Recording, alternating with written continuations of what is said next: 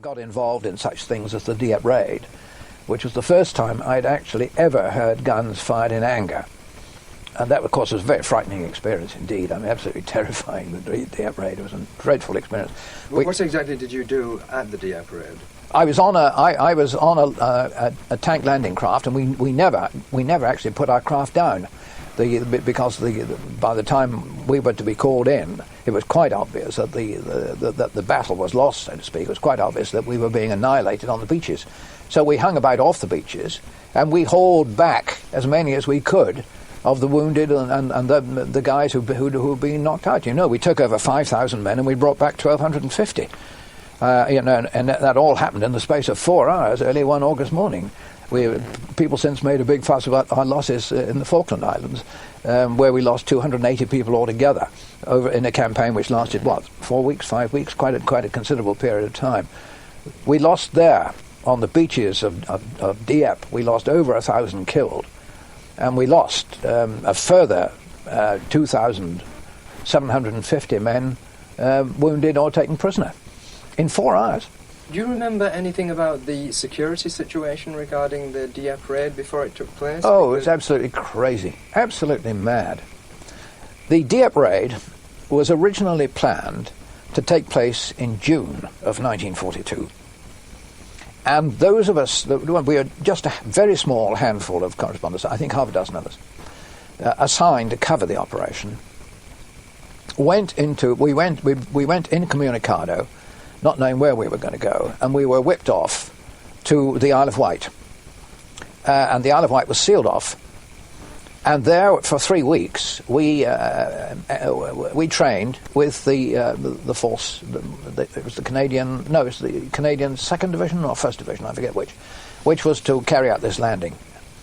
And none of us knew at the time what the objective was. We just simply were put through 3 weeks of intensive square bashing and told that it was going to be a pretty intensive operation, and that the army could take no passengers.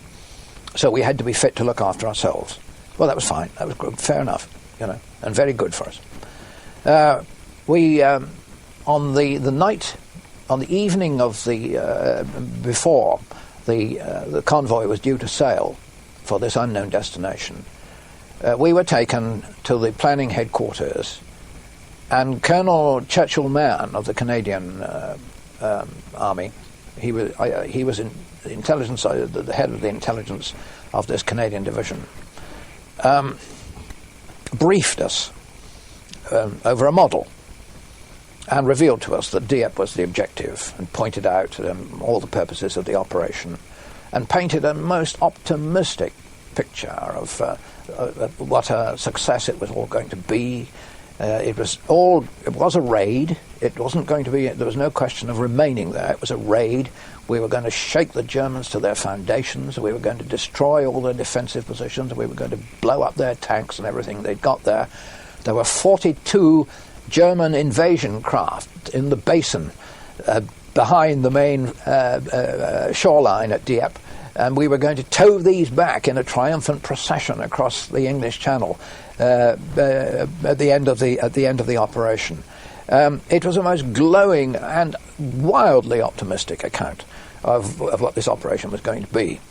And of course we were then sworn to secrecy, and as we left that briefing room, I mean, the half a dozen of us looked at each other in absolute stupor, in amazement at the very thought that people could deceive themselves to such an extent as to believe that everything was going to go like that we were going to knock out every defensive position, 1, 2, 3, 4, 5, 6, right off.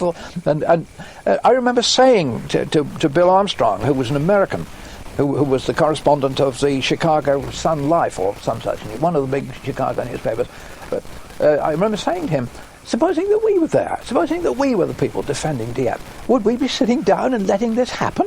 I mean, what would we be doing if an invasion force came into us? I mean, we should be firing every gun we got. We should be resisting this to the hilt, and they've been there for years, creating these defences. And I mean, he totally agreed with me. Anyway, we're still in June. We went aboard the landing craft the next day. We lay off in the channel. The ship's company were informed of what the operation was going to be all about. So were the ship's companies and all the other ships of the convoy. We hung about there. The weather was bad. The Germans discovered us. They bombed us. 3 of our ships in the convoy, 3 substantial ships, had direct hits. And the weather showed no signs of abating. And so in the end, with our tail between our legs, we came back to the Isle of Wight and we were disbanded. And we went back to our various offices and said, well, no story. Because, of course, we simply we couldn't give any account of what had happened up to then. No censor would ever have passed it. We were absolutely, well, I personally was absolutely stunned when the Dieppe raid was laid on again 6 weeks later, knowing that something like altogether 16,000 people had been briefed about the Dieppe plan in June.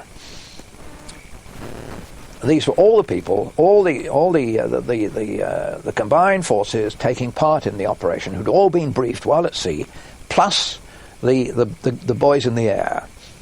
And of course, if they knew, everybody at the air bases from which they were to fly also knew about it. And it seemed to me to be absolutely the maddest thing I'd ever heard, that an operation of which the Germans must by then have had the fullest detail should be laid on again. And the way in which it was done beggars belief. I've written about this. I remember, because I was the BBC war correspondent who was standing by indefinitely in London for calls. And on a Sunday morning, I received a call early to report to the Duke of York's headquarters here in London with minimum kit, and I expect to be away for some days. So I reported there, and lo and behold, there were the half dozen other people who'd been with me on the Isle of Wight previously. No information was given to us. We were finally put in a staff car, taken to Paddington, and put on a train to Bristol, which stunned all of us. I mean, where the hell? What on earth was going to happen from Bristol, of all places? Were we going to invade Eire, or what? And what made it even more extraordinary was that we were in a reserve compartment with a guard at the door, and during the journey, a public relations officer, Captain Bowles, came into our compartment and said, "Gentlemen, you kindly remove your war correspondent flashes from your shoulder straps, and I'm going to give you temporary commissions." And, our eyes opened wide and said, "This is not on." He said, "Oh yes, these are my instructions, and you'll kindly follow them out."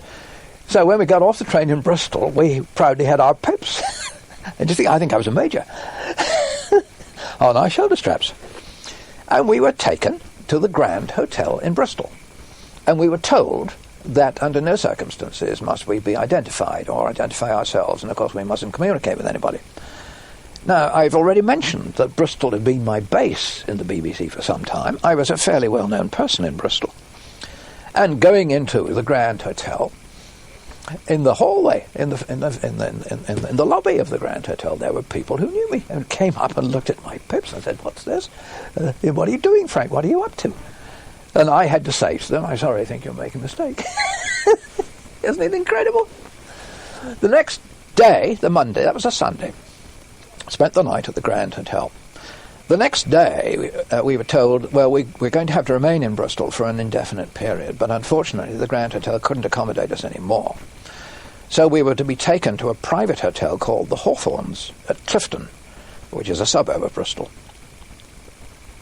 This absolutely horrified me, because the Hawthorns is, 100 yards away from the BBC's headquarters in Bristol, where I'd been working previously. And it was the place where, when I was working in Bristol, I had stayed. I'd made my base, my home, And I said, this is absolutely, I can't go there without everybody in the BBC knowing about it in 5 minutes. And all sorts of other people. And I should be recognised by all and sundry. It's far better for me to go there and as a war correspondent and simply say, here I am. I'm come down to do a bit more of the sort of work I was doing before when I was here with the boys on Salisbury Plain. Why go through all this silly charade, which is only going to arouse God knows what in the way of suspicions? The guy running the BBC in Bristol at that time was, in fact, an ex-army officer, colonel of World War I, who would have rumbled things in no time. No, boot-facedly, I was told, you'll do exactly what we instruct you to do. So I went through all this business again at the Hawthorns Hotel for the next 24 hours. Then on the third day, the Wednesday, we were instructed after our breakfast, which of course we had in our rooms, to report, to quickly go through the lobby and to board a 3-ton truck which was waiting in the road outside, which it was, and get in the back. We didn't know what was going to happen. It took us down to Templemead Station, railway station. This time we were taken to the Down line, and it looked as if we were going on to Plymouth. But after a short wait on the platform, we were led away around the back of the station, through the goods yard, areas which I'd never seen before, and there was our friendly 3-ton truck waiting. We got in it again. This is absolute God's truth. And we trundled out of Bristol and off through Bath and right out towards Warminster into Wiltshire.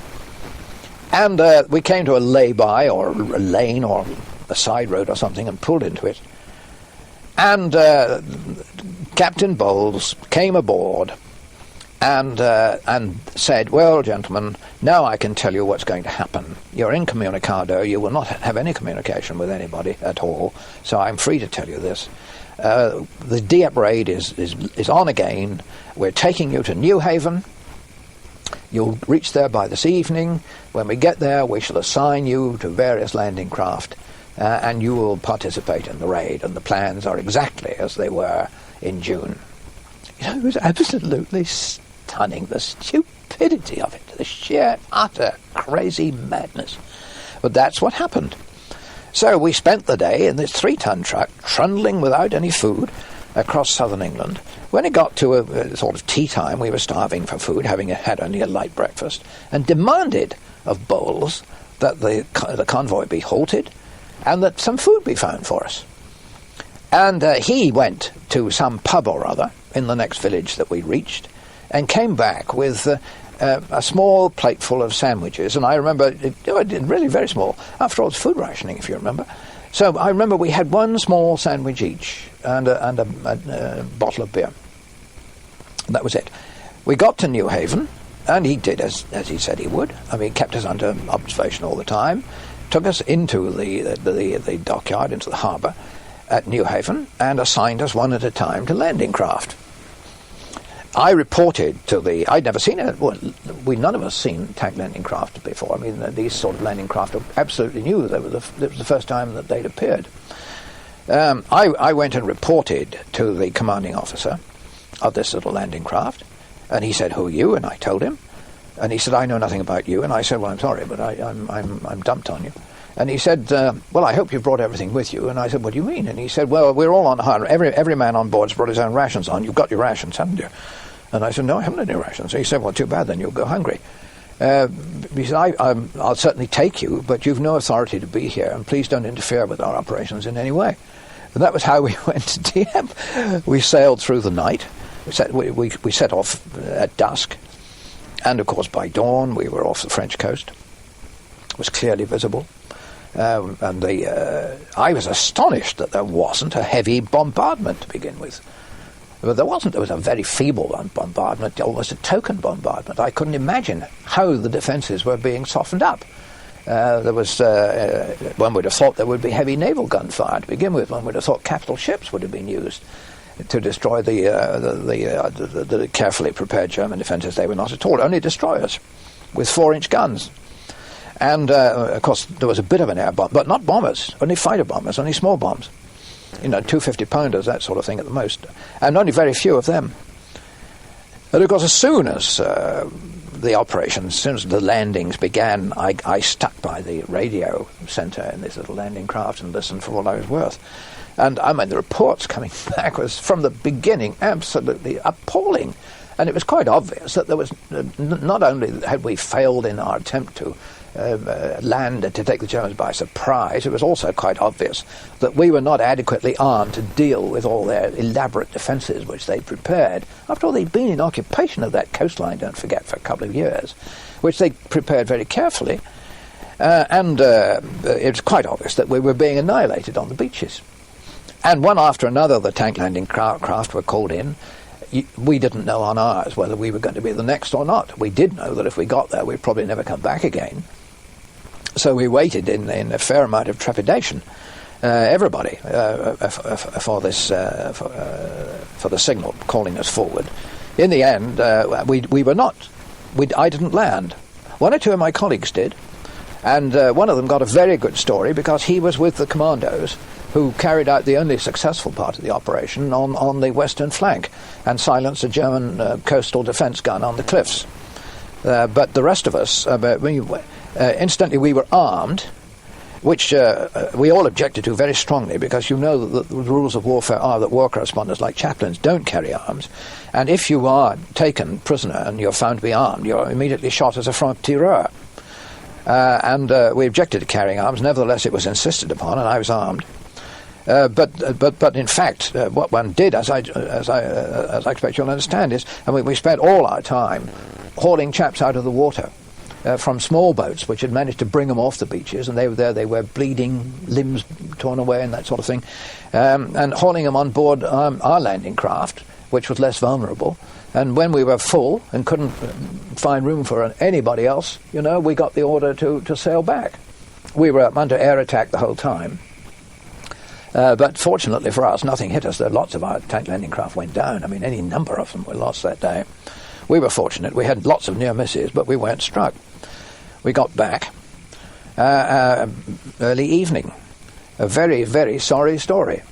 We were met by the Commander-in-Chief of Combined Operations, Admiral Sir Louis Mountbatten, for whom thereafter I never had a single shred of respect, looking as if he'd just stepped out of Gives in his smart white naval uniform, who invited us into his office, or whatever it was. We came back to Portsmouth.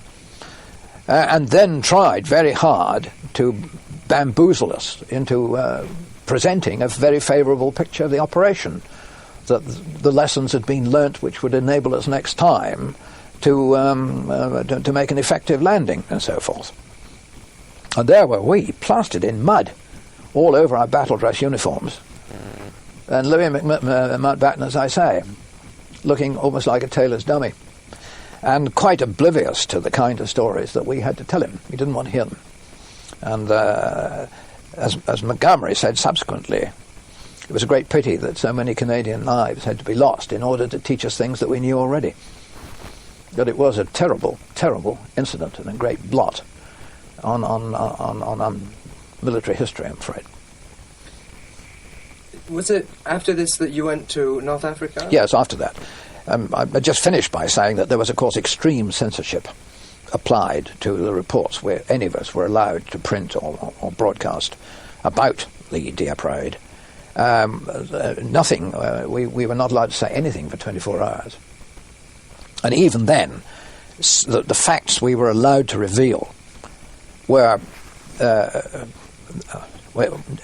we could not in any way indicate that the operation had been a failure.